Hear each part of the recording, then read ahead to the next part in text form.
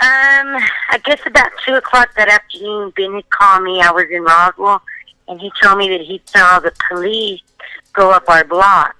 And then within an hour, probably within 2 hours, of course, all the firemen and everybody was coming up. We live on the top of Moon Mountain, coming over our house, and he was dumping slurry. It's this red stuff to put the fire out. Mm-hmm. So when I started seeing that, I think, and hearing you could hear helicopters and sirens, and we had that emergency. We started getting those broadcast calls, those automatic calls. About 5 scared is when I drove in, and you could see the smoke. And to our house, I think they said over the hill was like 300 yards from our house. Monday night, about 8 o'clock that night, we had some friends that had come over, and we walked out into the back, and you could just see the orange glow just coming over the hill. It was so scary. It was terror, really. I really never had that kind of... We were just scared so bad. We'd been out there on Friday, the Friday before Good Friday. Mm-hmm. We had been hiking because it's like all forest. Mm-hmm. And so we had been out there on Good Friday, and then on Easter Sunday, we stayed in New Mexico, it had still been real hard about, my father-in-law passing away. Mm-hmm. And so it was kind of like a somber Easter Sunday for us. So me and Joseph went hiking. And then the next day was that fire, which was on that Monday. So it really took us by surprise, because I'm not kidding you, the fire came from nowhere. I guess what they're saying now is that whoever started this fire, that day we had 3 fires. We had one in Mescalero, Mm-hmm. and we had one at Swiss Chalet, and then we had this one on ours at Moon Mountain. Mm-hmm.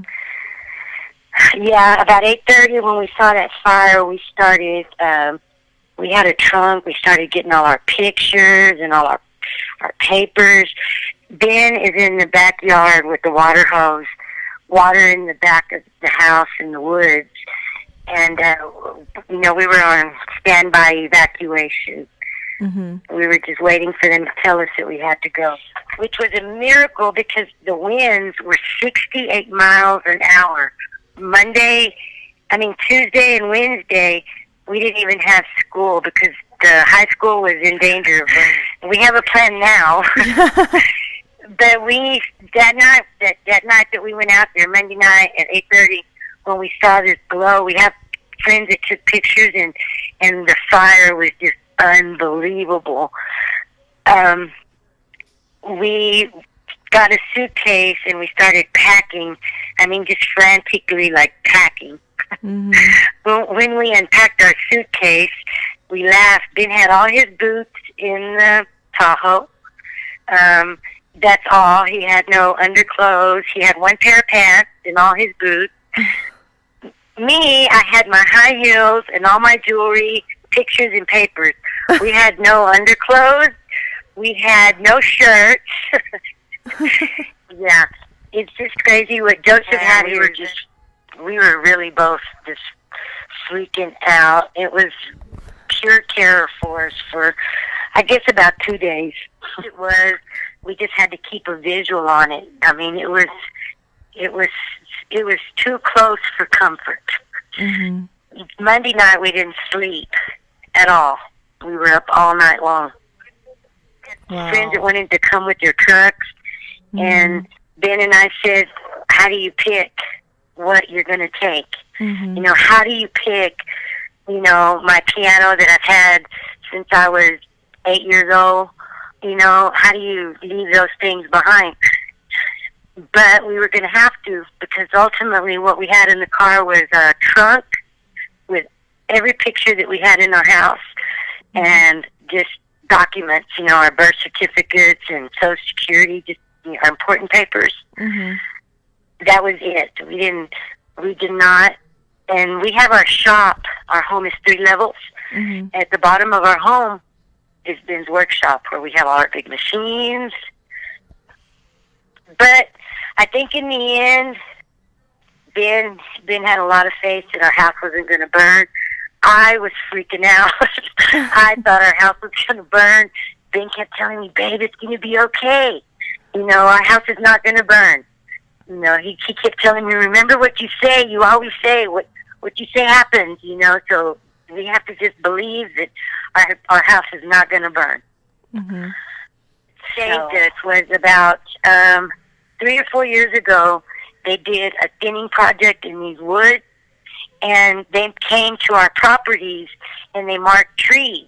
And like we had to cut down 10 trees, and then all our trees had to be at least 10 feet. And, you know, they couldn't have any limbs for 10 feet. Mm-hmm. So what saved us for this fire, we all believe, is that they had done this thinning project, and our firefighters and that slurry team, they were on it. They were on this fire within minutes. Mm-hmm. So we really feel that the thinning project had a big impact on them being able to control it with 68-mile-an-hour winds. Imagine that. Mm-hmm. One day they couldn't even fly the plane because the wind was so bad. I believe that was Tuesday. They had trouble. They flew for a little bit, and then it got too windy. Mm-hmm. Burned a lot of areas so that the fire couldn't get to us.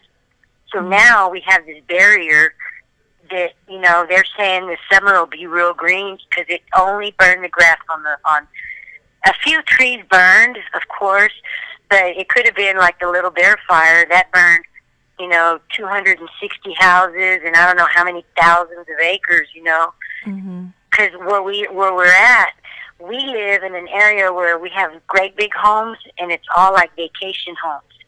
We live on a cul-de-sac. Mm-hmm. We're at the very top. We're like nearly 7,000 feet where our home is in the air. We're up real high. Mm-hmm. And after that, me and Ben walked around like I'm telling you, it was just kind of crazy. I mean, you feel really grateful when we were able to sleep in our beds Wednesday night, which we didn't know Monday night if, you know, we really thought we'd be out of our home, at least evacuated. Mm-hmm. But we were pretty grateful to be able to sleep in our home all those nights. I mean, we never had to leave. Mm-hmm.